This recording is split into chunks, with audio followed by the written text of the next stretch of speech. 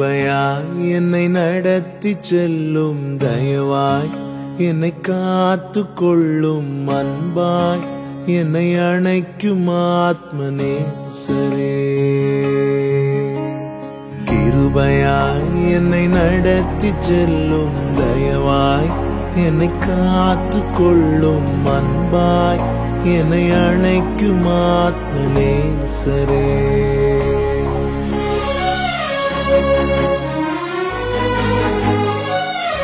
இன்றைய வாக்குத்தத்த வசனம். இயேசு கிறிஸ்துவின் நாமத்தினாலே உங்களை வாழ்த்துகிறேன். இந்த நிகழ்ச்சியின் மூலமாய் இந்த காலை வேளையில் உங்களை சந்திப்பதில் மகிழ்ச்சி அடைகிறேன். இதனால் தியானத்திற்காக ஒரு வார்த்தையை எடுத்துக்கொள்வோம். 1 கொரிந்தியர் 6வது அதிகாரம் 12வது வசனம். எல்லாவற்றையும் அனுபவிக்க எனக்கு அதிகாரம் உண்டு, ஆகிலும் எல்லாம் தகுதியாயிராது. எல்லாவற்றையும் அனுபவிக்க எனக்கு அதிகாரம் உண்டு, ஆகிலும் நான் ஒன்றுக்கும் அடிமைப்பட மாட்டேன். கர்த்தருடைய பரிசுத்த நாமத்திற்கு மகிமை உண்டாவதாக. நாம் கிரயத்துக்கு கொள்ளப்பட்டவர்கள். நானும் நீங்களும் ஆண்டவராகிய இயேசு கிறிஸ்து தம்மையே பலியாக ஒப்பு கொடுத்து அவருடைய இரத்தத்தினாலே அவர் நம்மேல் பாராட்டின கிருபையினாலே மீட்டு கொள்ளப்பட்டவர்கள். மீட்கப்பட்டவர்கள் எப்படி வாழ வேண்டும், எப்படிப்பட்டவர்களாக இருக்க வேண்டும் என்பதற்கான நல்ல ஒரு மாதிரிகளாக அப்போஸ்தலர்கள் தங்கள் வாழ்க்கையை வாழ்ந்தார்கள்.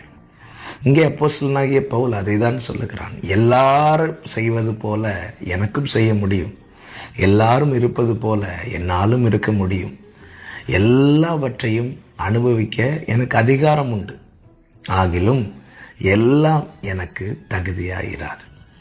ஒரு தேவ பிள்ளைக்கு எந்தெந்த காரியங்கள் தகுதியாயிருக்கும், எந்தெந்த காரியங்கள் தகுதியாயிராது, அல்லது ஒரு தேவ பிள்ளை செய்யக்கூடிய காரியங்கள் என்ன, ஈடுபடக்கூடிய காரியங்கள் எவை, ஈடுபடக்கூடாத காரியங்கள் எவை.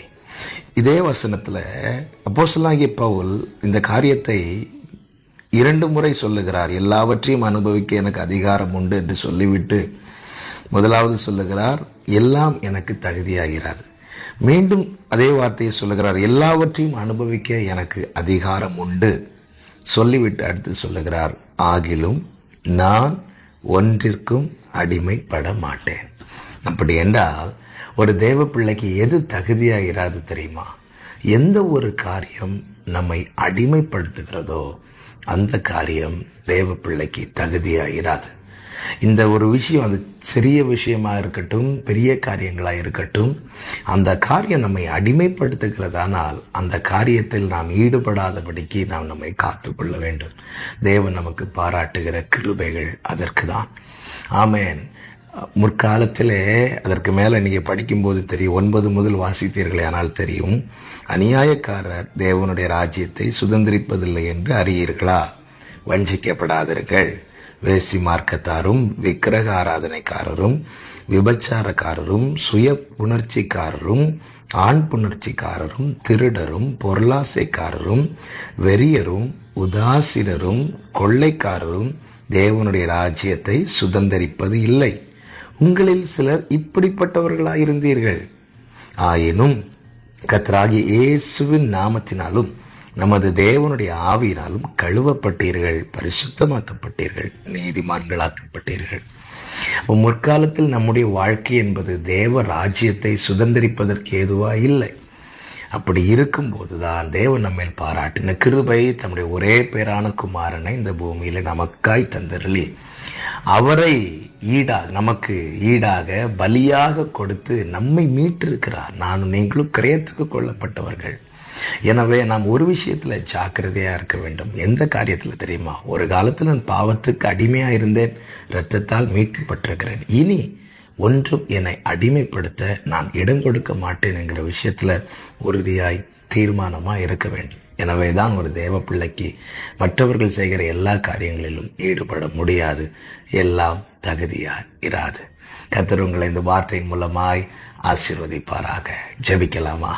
பரிசுத்த பிதாவே, இரக்கமுள்ள தகப்பனே, நீர் நல்லவரப்பா. அடிமைத்தன கட்டுகளை அறுத்து உம்முடைய விலையேறப்பட்ட இரத்தத்தினாலும் மிகுந்த கிருபையினாலும் எங்களை ரட்சித்து மீட்டெடுத்து உம்முடையவர்கள் ஆக்கியிருக்கிறீர் ஆண்டவரே. அப்போஸ்தலனாகிய பவுல் உறுதியாக இருந்த விஷயம் ஆண்டவரே, நான் ஒன்றுக்கும் அடிமைப்பட மாட்டேன் என்று. அதே போல தகப்பனே, எந்த காரியங்களும் எங்களை அடிமைப்படுத்தும்படிக்கு நாங்கள் ஒன்றுக்கும் எங்களை விட்டு கொடுக்காதபடிக்கு உம்முடைய கிருபைக்குள்ளே மறைத்து பாதுகாத்து தாங்கும்படி செபிக்கிறோம். ஒவ்வொருவரையும் ஆசீர்வதியும், கிருபைக்குள்ள மறைத்து கொள்ளும், பாதுகாத்தருளும். இயேசு கிறிஸ்துவின் நாமத்தில் பிதாவே, ஆமென்.